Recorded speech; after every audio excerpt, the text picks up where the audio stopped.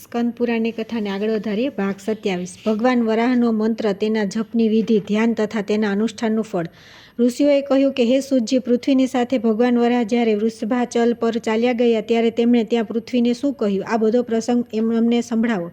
સૂતજી બોલ્યા કે હે મુનિઓ, આપ બધા પૂર્વકાળની પુણ્યમય કથા સાંભળો. પહેલા વૈવસ્વત મન્વંતરના પરમ પવિત્ર સતયુગમાં વરાહરૂપધારી પૃથ્વીપતિ દેવેશ્વર ભગવાન વિષ્ણુ નારાયણગિરી પર નિવાસ કરતા હતા. તે સમયે પૃથ્વીદેવી પોતાની સખીઓની સાથે તેમની સેવામાં ઉપસ્થિત થયા અને તેમના ચરણોમાં પ્રણામ કરીને તેમણે ભગવાનની સામે આ પ્રશ્ન ઉપસ્થિત કર્યો કે હે દેવેશ, આપ કયા મંત્રની આરાધના કરવાથી પ્રસન્ન થાઓ છો? જે મંત્ર આપને સદા પ્રિય છે અને નિયમપૂર્વક રહેનારા મનુષ્યને આપના પરમધામની પ્રાપ્તિ કરાવી દે છે, તેનો મને ઉપદેશ આપો. ભૃદેવીઓનો આ પ્રકારે પ્રશ્ન કરવાથી ભગવાન વરાહે પ્રેમથી પ્રસન્નતાથી કહ્યું કે હે દેવી, સાંભળો. આ પરમ ગોપનીય મંત્ર છે. તેને કદી અનધિકારીની સામે કહેવો ન જોઈએ. જે સેવા કરનાર ભક્ત તથા મન અને ઇન્દ્રિયોને વશમાં રાખનાર છે તેને જ આ મંત્રનો ઉપદેશ કરવો જોઈએ. મંત્ર આ પ્રમાણે છે: ઓમ નમો વરાહાય ધરણધુરાધાય સ્વાહા. મુમુક્ષ પુરુષોએ આ મંત્રનો સદા જપ કરવો જોઈએ. હે ભૂદેવી, આ મંત્ર સર્વ સિદ્ધિદાયક છે. આ મંત્રના સંકર્ષણ ઋષિ છે અને હું જ દેવતા છું. આનો છંદ પંક્તિ છે, શ્રી બીજ છે.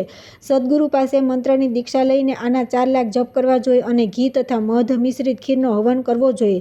હવે હું મારા સ્વરૂપનું ધ્યાન કઈ રીતે કરવું તે કહું છું. જે અંતઃકરણને શુદ્ધ કરનાર છે તે સમુદ્ર વસને મારા અંગોની કાંતિ શુદ્ધ સ્ફટિકગીરી જેવી શ્વેત છે. ખીલેલા લાલ કમળદળ જેવા સુંદર નેત્ર છે. વરાહ જેવું મુખ છે. સ્વરૂપ સૌમ્ય છે. 4 ભુજાઓ છે. મસ્તક પર મુગટ શોભી રહ્યો છે. વક્ષસ્થળમાં શ્રીવત્સનું ચિહ્ન છે. હાથોમાં ચક્ર, શંખ, અભય આપનારી મુદ્રા અને કમળ શોભી રહ્યું છે. મારી ડાબી જાંઘ પર તમે બેઠા છો. મેં લાલ પીળા વસ્ત્ર પહેરીને લાલ રંગના જ આભૂષણોથી પોતાને વિભૂષિત કરેલ છે.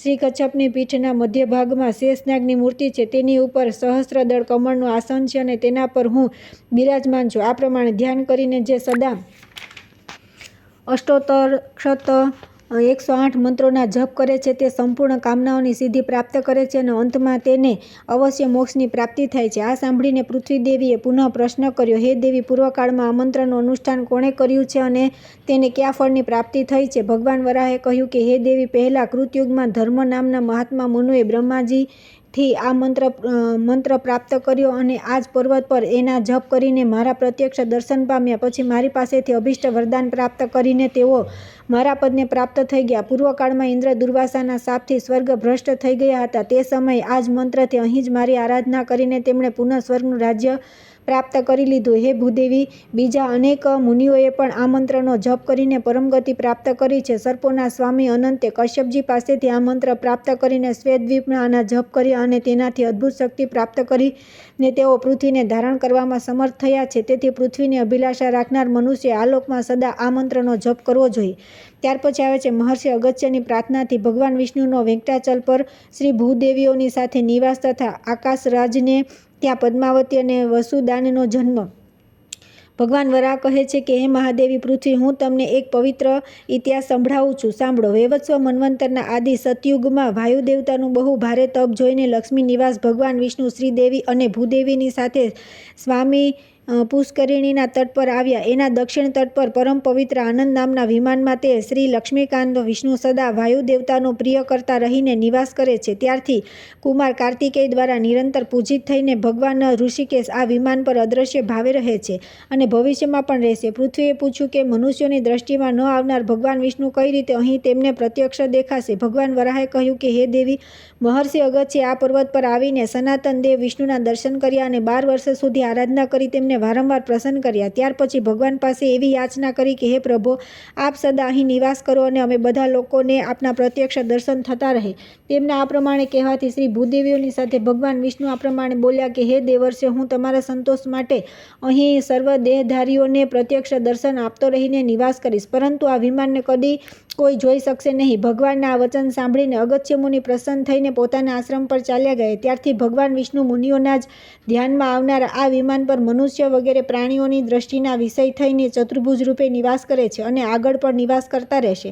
સ્કંદ સ્વામી સદા તેમની આરાધના કરે છે અને વાયુદેવતા સેવામાં સંલગ્ન રહે છે. એક સમયની વાત છે કે મિત્રવર્માની મનોરમા ધર્મપત્નીના ગર્ભથી આકાશ નામનો પુત્ર થયો, જે પોતાના કુળનું આભૂષણ હતો. શંખવશમાં ઉત્પન્ન ધરણી નામવાળી કન્યા રાજકુમાર આકાશની ધર્મપત્ની થઈ. નૃપશ્રેષ્ઠ મિત્રવર્માએ પોતાના તે પુત્રને રાજ્યનો સર્વ ભાર સોંપીને સ્વયં વેંકટાચલ પાસે પવિત્ર તપોવનમાં પ્રસ્થાન કર્યું. રાજકુમાર આકાશ મહાન ચક્રવર્તી રાજા થયા. તેઓ એક પત્ની વ્રતી હતા.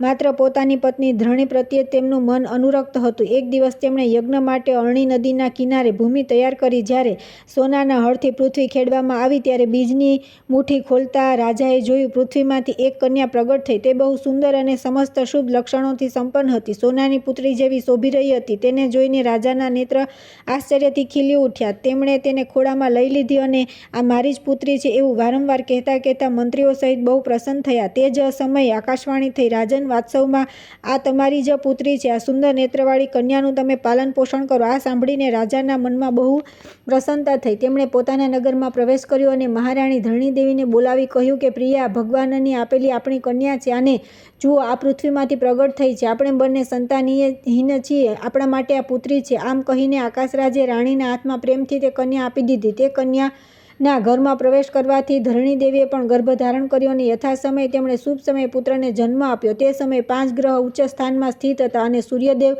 મેષ રાશિ પર બિરાજમાન હતા. તે પુત્રના જન્મ સમયે દેવતાઓની દુંદુભીઓ વાગી ઉઠી તથા રાજાના ઘરમાં પુષ્પવૃષ્ટિ થઈ. તે વખતે શીતલ મંદ હવા ચાલી રહી હતી. તે લોકોએ મહારાજને પુત્ર જન્મના સમાચાર કહ્યા. તેમને અત્યંત પ્રસન્ન થઈને તેમણે જે કંઈ તેમની પાસે હતું તે બધું દાનમાં આપી દીધું. માત્ર છત્ર અને ચામર જ રાખી લીધા.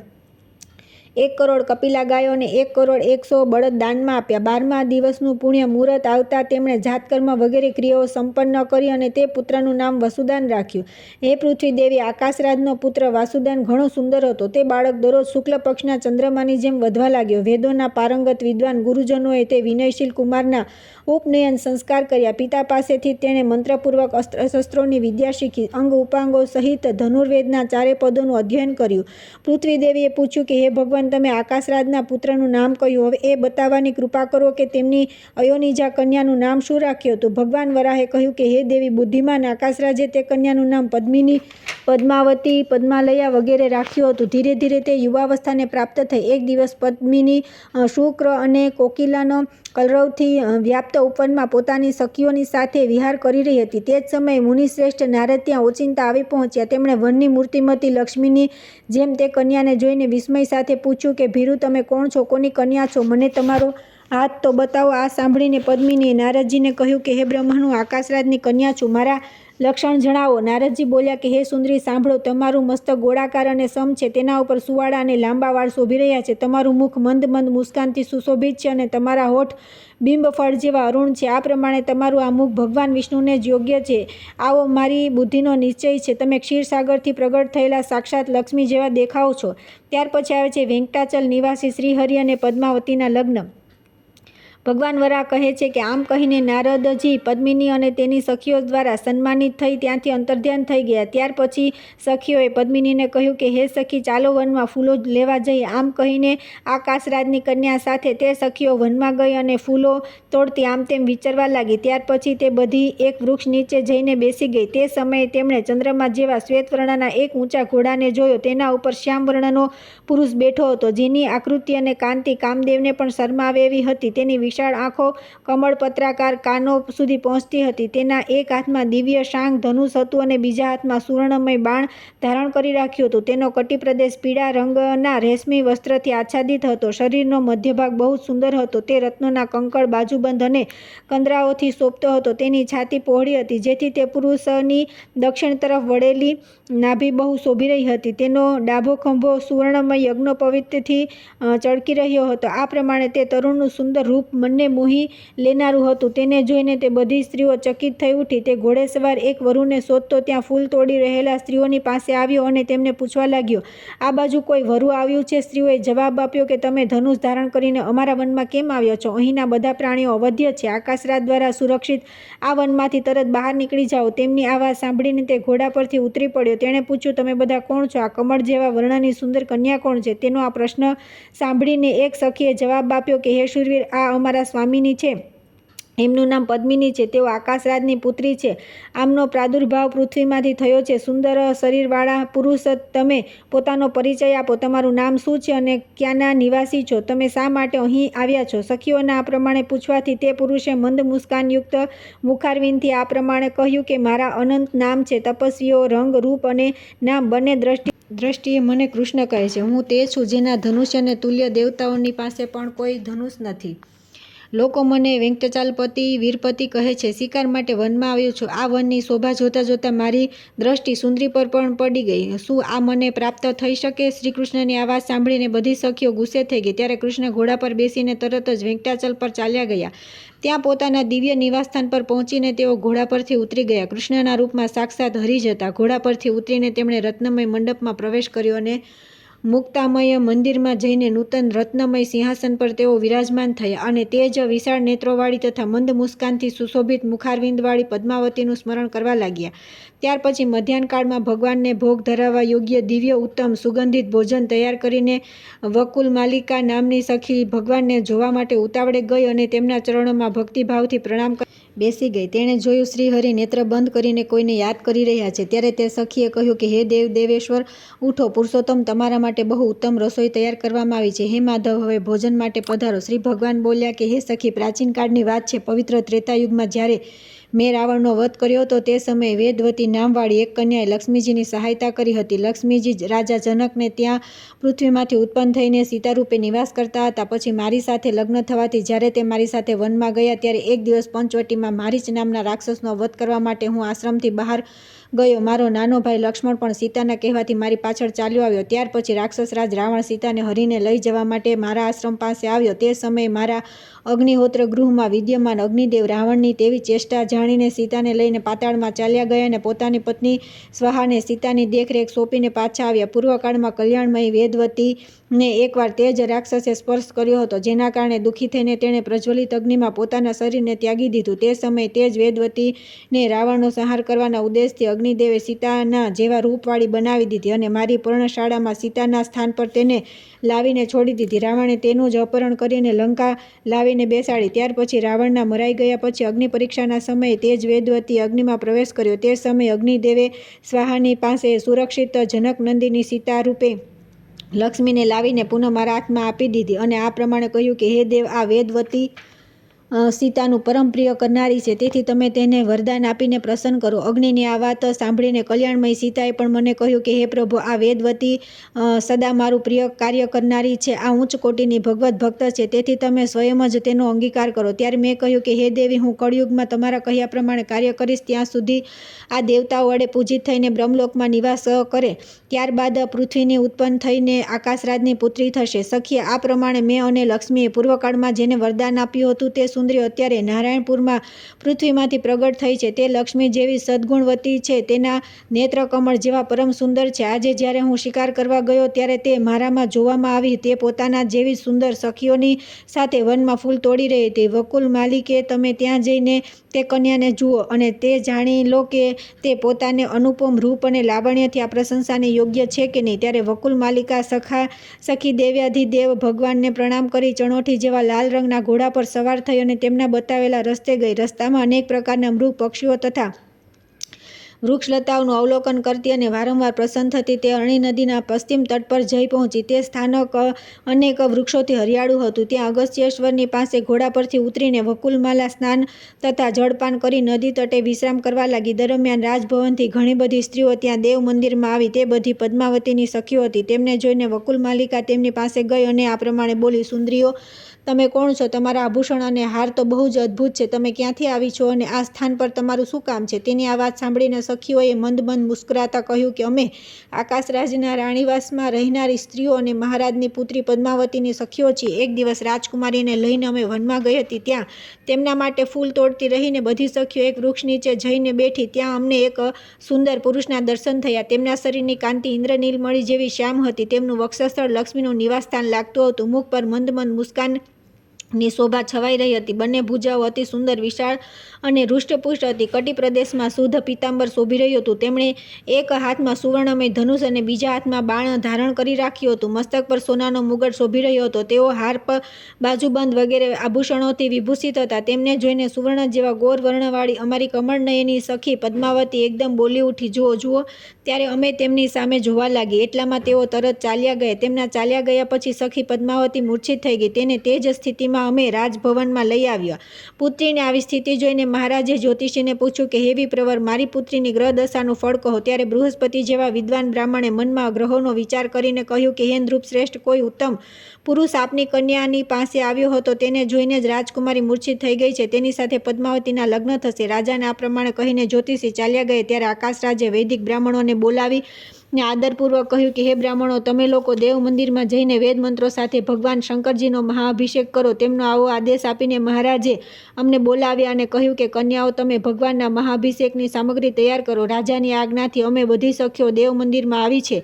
હે સુભગે, હવે અમને તમારો પરિચય આપો. ક્યાંથી અને કયા કામ માટે તમારું આગમન થયું છે, અથવા અહીંથી ક્યાં જવાનો તમારો વિચાર છે? એવું સુંદર લાગે છે કે આ દિવ્ય અશ્વ પર આરૂઢ થઈને તમે દેવલોકથી આવી છો. સખીઓના આ પ્રમાણે પૂછવાથી વકુલ માલિકાને બહુ હર્ષ થયો. તેણે મધુર વાણીમાં કહ્યું કે હું વેંકટાચલથી આ ઘોડા પર બેસીને આવી છું અને મહારાણી ધરણીદેવીને મળવા ઈચ્છું છું. શું રાજભવનમાં મહારાણીના દર્શન થઈ શકે છે? તેની આ વાત સાંભળી કન્યાઓએ કહ્યું કે શુભે, તમે અમારી સાથે ધરણીદેવીના દર્શન કરી શકો છો. ત્યારે વકુલ માલિકા તે કન્યાઓની સાથે રાજભવનમાં આવી. ત્યાં ધરણીદેવી અંતઃપુરમાં જઈને પોતાની પુત્રીને કહ્યું કે બેટી, તમારું કયું કાર્ય કરું? તમને કઈ વસ્તુ પ્રિય લાગે છે? માતાના પ્રમાણે પૂછવાથી મનસ્વી કન્યા પદ્માવતીએ મંદ સ્વરે કહ્યું કે અંબે, સંસારમાં જે સર્વથી અધિક નયનાભિરામ છે, સાધુ સંતોને પણ જે પરમપ્રિય લાગે છે, બ્રહ્માદિ દેવતાઓ પણ જેના દર્શનની અભિલાષા રાખે છે, જે સર્વથી મહાન અને સર્વત્ર વ્યાપક છે, તેજસ્વી પદાર્થોમાં પણ જે સર્વાધિક તેજસ્વી છે, દેવતાઓનો પણ દેવતા છે, શ્રેષ્ઠ ભક્તોને જ આ લોકમાં સુલભ છે તથા અભક્તોને જેની પ્રાપ્તિ કદી થતી નથી, તે વસ્તુમાં મારું મન લાગી રહ્યું છે. હે માતાજી, તે ભક્તોની સર્વ કામનાઓ પૂરી કરે છે. તમે મારા માટે તે વસ્તુની શોધ કરાવો. ધરણી બોલી કે હે સુલોચને, તેના ભક્તોના લક્ષણ કહો, જેમના માટે તે સંસારમાં સુલભ છે. પદ્માવતીએ કહ્યું કે તેમના મનોરમ લક્ષણોનું વર્ણન કરું છું, સાંભળો. તેઓ વેદોના સ્વાધ્યાયમાં તત્પર થઈને સદા વૈદિક કર્મનું અનુષ્ઠાન કરે છે, સત્ય બોલે છે, બીજાના દોષોને કદી જોતા નથી, પરાઈ નિંદાથી દૂર રહે છે, બીજાના ધનનું અપહરણ કરતા નથી. પરાઈ સ્ત્રીઓ ગમે તેવી સુંદર કેમ ન હોય, તેઓ ન તો તેમને યાદ કરે છે, ન તેમના તરફ જુએ છે, ન તે કદી તેમનો સ્પર્શ સુધા કરે છે. આવા સદાચારી મહાત્માઓને જ તમે વૈષ્ણવ જાણો, જે પ્રાણી માત્ર પ્રત્યે દયાભાવ રાખીને સર્વના હિતમાં તત્પર રહે છે તથા દેવેશ્વર વિષ્ણુના ગુણોનું ગાન કરે છે. તેમને અવશ્ય ભગવાનના ભક્ત સમજો. જો કોઈ વસ્તુ પ્રાપ્ત થાય તેનાથી સંતુષ્ટ રહે છે, પોતાની જ સ્ત્રી પ્રત્યે અનુરાગ રાખે છે તથા રાગ, ભય અને ક્રોધથી દૂર રહે છે, તે પુરુષોને તમે ભગવાન વિષ્ણુના ભક્ત સમજો. જેઓ આવા લક્ષણથી યુક્ત છે તેમણે જ વૈષ્ણવ માનવામાં આવ્યા છે. આવા સદાચારી ભક્તોને જે પરમાત્માની પ્રાપ્તિ થાય તે જ પરમેશ્વરમાં મારો પ્રેમ થઈ ગયો છે. મારું મન તેમને મળવા ચાહે છે. હે માં, ભગવાન વિષ્ણુ સિવાય બીજી કોઈ વસ્તુની મને ઈચ્છા નથી. હું શ્યામ સુંદર ભગવાન વિષ્ણુનું સ્મરણ કરું છું, તેમના જ હરિ, અચ્યુત વગેરે નામ લઉં છું અને તેમને સહારે જીવન ધારણ કરું છું. તેથી જે રીતે તેમની સાથે સંબંધ થઈ શકે તેવો ઉપાય વિચારો. માતાને આવું કહીને દયની દશાને પહોંચેલી કમળ જેવા મુખવાળી પદ્માવતી ચૂપ થઈ ગઈ. પુત્રીની વાતો સાંભળીને ધરણીદેવી આવું વિચારવા લાગી કે ભગવાન વિષ્ણુ કઈ રીતે પ્રસન્ન થશે. આ સમયે અગત્યેશ્વરની પૂજા કરીને પૂર્વોક્ત કન્યાઓ વકુલ માલિકાની સાથે ધરણીદેવીને દર્શન કરવા માટે આવી. મહારાણી ધરણીએ ઘેર પધારેલા બ્રાહ્મણોને ઉત્તમ ભોજન કરાવી તેમનું સ્વાગત સન્માન કરી, વસ્ત્ર અને આભૂષણો સહિત પર્યાપ્ત દક્ષિણા આપી તથા પોતાના મનોરથની સિદ્ધિ માટે આશીર્વાદ લઈને તે બધાને વિદાય કર્યા. ત્યાર પછી ત્યાં આવેલી મનસ્વીની કન્યાઓને પૂછ્યું, જણાવો, આ શ્રેષ્ઠ કન્યા કોણ છે? તમને આ ક્યાં મળી? આ રાજભવનમાં એ શા માટે આવી છે? મને તો કોઈ આ પૂજનમાં કરવા યોગ્ય દેવી દેખાય છે. કન્યાઓ બોલી, મહારાણી, વાસ્તવમાં આ દેવી દિવ્યાંગના છે અને કોઈ કાર્ય માટે તમારી પાસે જ આવી છે. દેવ મંદિરમાં ભગવાન શંકરની પાસે અમને આ મળી છે. અમારા પૂછવાથી એણે કહ્યું કે હું પૂજનીય મહારાણીને મળવા આવી છું. ત્યારે અમે કહ્યું કે તમે અમારી સાથે જ ચાલો, અમે મહારાણીની દાસીઓ છીએ અને હમણાં જ રાજમહેલ જઈશું. આ પ્રમાણે આ તમારી પાસે આવી છે. હવે તમે જ પૂછો કે એના આવવાનું શું કારણ છે? ત્યારે ધરણીદેવીએ પૂછ્યું કે તમે ક્યાંથી આવી છો? મારું તમારે શું કામ છે? સાચે સાચું કહો. વકુલ માલિકા બોલી કે હે મહારાણી, હું વેંકટાચલથી આવી છું. મારું નામ વકુલ માલિકા છે. અમારા સ્વામી ભગવાન નારાયણ સદા વેંકટાચલમાં નિવાસ કરે છે. એક દિવસ તેઓ હંસ જેવા શ્વેત અને મન જેવા વેગવાન અશ્વ પર બેસીને વેકણગીરીની પાસેના વનમાં શિકાર કરવા ગયા અને એકથી બીજા વનમાં વિચરતા વિચરતા અણી નદીના તટ પર જઈ પહોંચ્યા. ત્યાં તેઓ ઘોડા પરથી ઉતરીને નદીના સુંદર તટ પર ભ્રમણ કરવા લાગ્યા. તે જ સમયે તેમણે ફૂલ તોડી રહેલી થોડી સુંદર કન્યાઓને જોઈ. તેમની વચ્ચે એક નાજુક સુકુમાર કન્યા હતી જે લક્ષ્મીજી સમાન ગૌરી અને અત્યંત મનોહર હતી. તે કન્યા પ્રતિ ભગવાનનું મન અનુરક્ત થઈ ગયું. તેને પ્રાપ્ત કરવાની ઈચ્છાથી શ્રીહરિએ તે કન્યાઓને પૂછ્યું કે આ સુંદરી કુમારી કોણ છે? કન્યાઓએ ઉત્તર આપ્યો કે હે મહાબળા, આકાશરાજની કન્યા છે. આટલું સાંભળીને તેઓ ઘોડા પરથી સવાર થઈ ગયા અને વેગપૂર્વક પોતાના નિવાસસ્થાન વેંકટાચલ પર જઈ પહોંચ્યા. ત્યાં સ્વામી પુષ્કરિણીના કિનારે પોતાના ધામમાં પ્રવેશ કરી ભગવાને મને બોલાવી અને આ પ્રમાણે કહ્યું, સખી વકુલ માલિકે તમે આકાશરાજના નગરમાં જઈને મહારાજના અંતઃપુરમાં પ્રવેશ કરો અને મહારાણી ધરણીને મળીને કુશલ પ્રશ્ન પૂછ્યા પછી તેમની સુંદર પુત્રી પદ્માલયાને મારા માટે માગો તથા રાજાનો મનોભાવ જાણી તરત પાછી આવો. હે મહારાણી, ભગવાનની આવી આજ્ઞા થતાં હું તમારા મહેલમાં આવી છું. હવે તમે મંત્રી સહિત મહારાજને પૂછીને જે યોગ્ય લાગે તેમ કરો. વકુલ માલિકાની વાત સાંભળીને મહારાણી ધરણી બહુ ખુશ થયા. તેમણે આકાશરાજને બોલાવ્યા અને પદ્માલયાની પાસે જઈને મંત્રીઓની વચ્ચે તેની કહેલી બધી વાતો કહી સંભળાવી. સાંભળીને રાજા પણ બહુ પ્રસન્ન થયા અને મંત્રીઓ તથા પુરોહિતોને કહ્યું કે મારી પુત્રી પદ્માલયા દિવ્ય રૂપવાળી અયોનિજા કન્યા છે. તેના માટે વેંકટાચલ નિવાસી દેવાધિદેવ ભગવાન નારાયણે યાચના કરી છે. આજે મારો મનોરથ પૂર્ણ થઈ ગયો. કહો તમારા લોકોનું શું મંતવ્ય છે? મહારાજના ઉત્તમ વચન સાંભળીને બધા મંત્રીઓ પ્રસન્નચિત્તે બોલ્યા કે હે રાજેન્દ્ર, જો આવી વાત છે તો આપણે બધા કૃતાર્થ થઈ ગયા. આ સંબંધથી આપનું આ કુળ સૌથી ઉન્નત થશે. આપની અનુપમ કન્યા સાક્ષાત ભગવતી લક્ષ્મીની સાથે આનંદપૂર્વક રહેશે. આપ એને દેવાધિદેવ શાંગ ધનુષધારી પરમાત્મા વિષ્ણુને સમર્પિત કરો. આ શોભામય વસંત ઋતુ છે, એમાં આ શુભ કાર્યનું અનુષ્ઠાન શીઘ્ર કરી લેવું જોઈએ. બૃહસ્પતિજીને બોલાવીને આપ લગ્ન માટે મુહૂર્ત નક્કી કરો.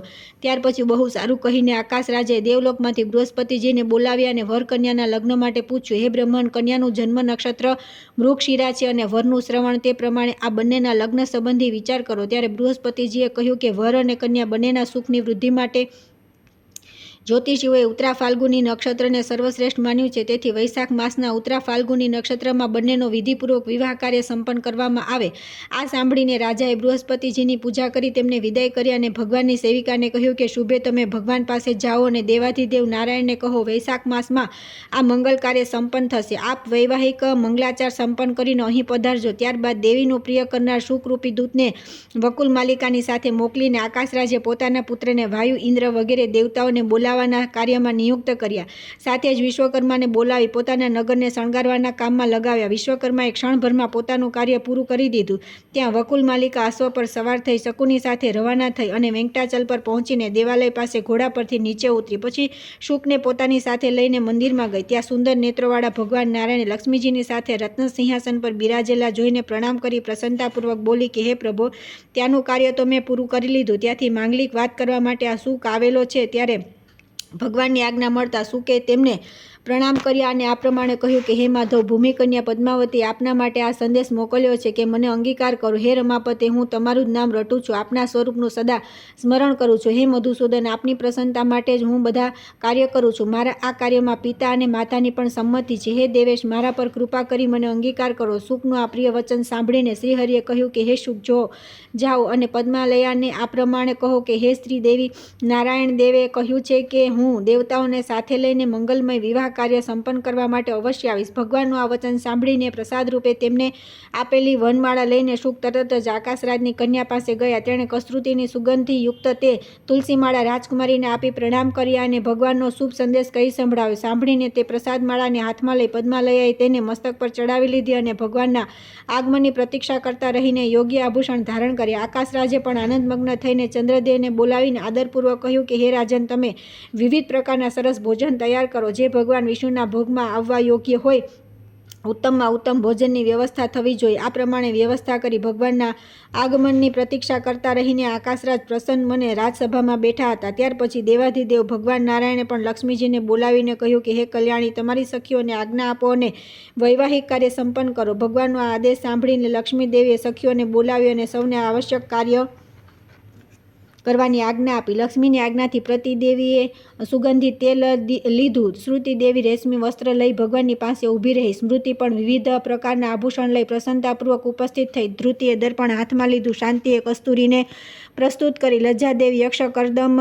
લઈને ભગવાનની સામે ઊભી રહી. કીર્તિએ સોનાનો પટ્ટ તથા રત્નયુક્ત મુગટ હાથમાં લીધો. શચીએ છત્ર લગાવ્યું. સરસ્વતી દેવી ચમર ઢોળવા લાગ્યા. ગૌરી દેવીએ બીજો ચમર હાથમાં લીધો. વિજયા અને જયા પંખો ઢોળવા લાગ્યા. ઉપરયુક્ત બધી દેવીઓ દેવીઓને ત્યાં ઉપસ્થિત જોઈને લક્ષ્મીદેવી શીઘ્રતાપૂર્વક ઊભા થઈ સુગંધિત તેલ હાથમાં લીધું અને ભગવાનના મસ્તકથી લઈ બધા અંગોમાં તે લગાવીને સુગંધિત ચૂર્ણથી પીઠી કરી. આ પ્રમાણે નારાયણ દેવના બધા અંગોને સારી પેઠે માલિશ કરીને આકાશગંગા વગેરે તીર્થોથી ભરીને લાવેલા સોનાના કળશ મંગાવ્યા અને તેમાંથી એક એક લઈને તેના જળથી ભગવાનનો અભિષેક કર્યો. ત્યાર પછી સોનેરી રંગના સુગંધિત ચંદનનો ભગવાનના અંગમાં લેપ લગાવ્યો. પછી તેમની કેડમાં રેશમી પીતાંબર પહેરાવી તેના પર કંદોરો પહેરાવી દીધો. મસ્તક પર મુગટ મૂક્યો અને અન્ય આભૂષણોથી વિભિન્ન અંગોને વિભૂષિત કર્યા. તેમની બધી આંગળીઓમાં લક્ષ્મીએ દિવ્ય સોનાની વીંટીઓ પહેરાવી દીધી. ત્યાર પછી ધૃતિદેવીએ ભગવાનની પાસે જઈને દર્પણ દેખાડ્યું. દર્પણ જોઈને દેવાધિદેવ વિષ્ણુએ પોતે જ ઉર્ધ્વપુંડ ધારણ કર્યું. ત્યાર પછી તેઓ લક્ષ્મીજીની સાથે ગરુડ પર બેઠા. એ સમયે બ્રહ્મા, મહાદેવજી, ઇન્દ્ર, વરુણ, યમ અને કુબેર તેમની સેવામાં ઉપસ્થિત થયા. આ બધા દેવતાઓ, વશિષ્ઠ વગેરે મુનીશ્વરો, સનકાદી યોગીઓ તથા અન્ય ભગવત ભક્તોની સાથે ભગવાન વિષ્ણુ નારાયણપુર ગયા. તે સમયે ભગવાન વિષ્ણુની સમીપ દેવતાઓના નગારા વાગી રહ્યા હતા. મુનિઓ સ્વત્યના સૂક્તોનો જપ કરતા હતા. ભગવાનની પાછળ પાછળ ચાલી રહ્યા હતા. ભગવાનની સાથે સંપૂર્ણ દેવતા અને વિશ્વક્ષેન વગેરે પાર્ષદ ચાલી રહ્યા હતા. વકુલમાલા વગેરે સખીઓ રથમાં બેસી ગઈ. આ પ્રમાણે ભગવાને જાન લઈ આકાશરાજના સજાવેલા નગરમાં પ્રવેશ કર્યો.